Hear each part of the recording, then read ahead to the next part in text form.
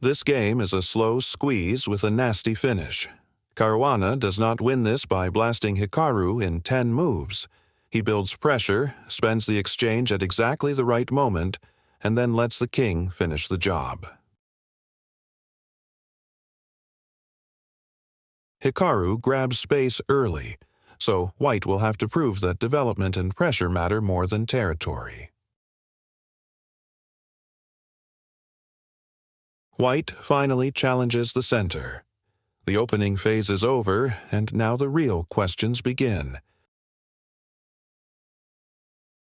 That queenside pawn shove is a statement.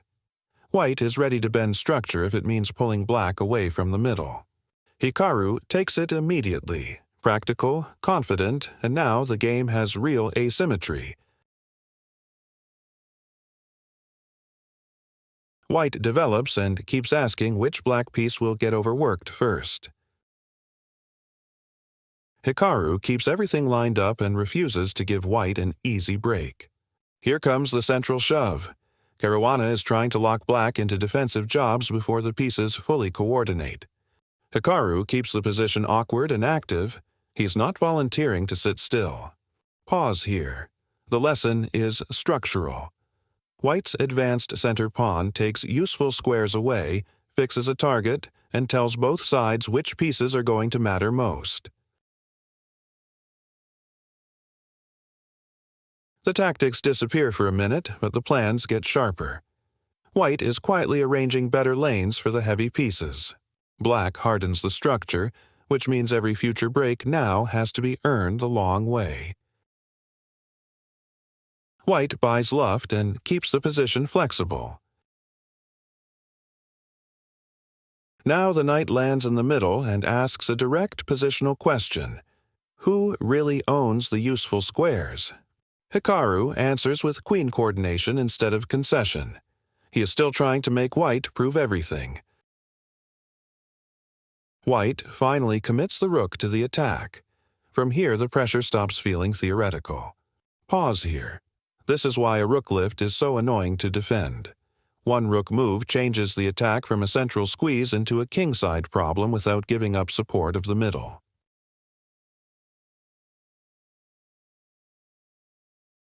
White starts fixing kingside targets now. The attack is no longer abstract. Black centralizes the queen and asks white to prove the attack is real. White answers by adding another piece to the attack. Now the pawn storm becomes visible. White wants fixed hooks before the files open. Now the second rook enters the attack, and black's king starts looking short of defenders. Hikaru keeps searching for exchanges that lower the temperature before the attack peaks. White keeps improving pieces instead of forcing the issue too early. White refreshes the queen pressure instead of repeating. Same attack, new angle. The checks keep coming from new angles, and the king never gets to settle. White reestablishes rook pressure from a more aggressive post. And from f5, the tactical ideas become concrete. Every capture and every check now matters for real.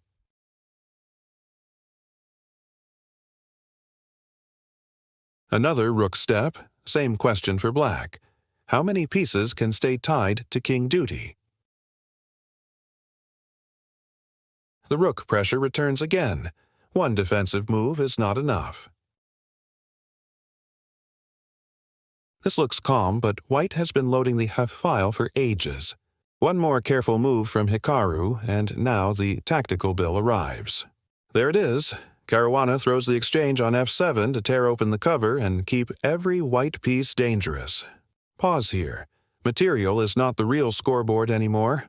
White has paid rook for cover, lines, and a king that still has no comfortable shift into safety. Hikaru takes, but now the king is surviving without comfort. White's queen jumps straight back into the attack. No recovery time. And the bishop joins too. This is why the sacrifice works. Every white piece arrives with tempo.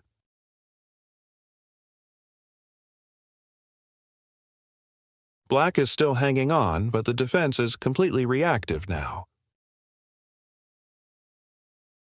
These checks are not noise. They herd the king and keep the defender tied to one emergency after another. White keeps the bishop active while the king is being herded. The king run continues, and white keeps asking the same question from new angles. Even now, white is not rushing the finish.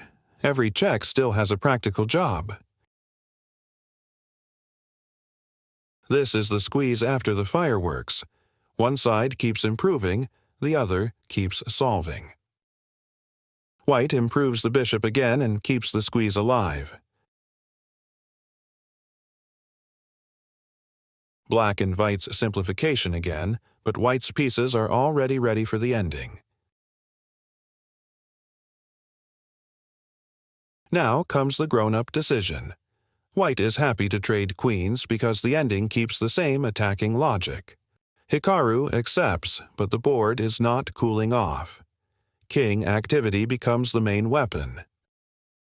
Pause here. Once queens leave the board, the question is no longer a knockout. It is king activity. The side with the more active king usually gets first say in the pawn race. Caruana pushes immediately. No hesitation, just convert initiative into pawn race chances. One quiet touch, but it matters. White is making sure the conversion has support. Now the king march starts. This is the part elite players make look inevitable. The pawns keep rolling while the bishop tries to annoy from the side. White goes for the direct break. And the follow-up comes with check, which matters because every tempo in a pawn ending is gold. Now the king grabs material, and Hikaru's last tricks are disappearing. The last pawn push cashes out the whole takeaway. Caruana kept improving until the tactics and the ending belonged to the same plan. Activity first, sacrifice second, king march last.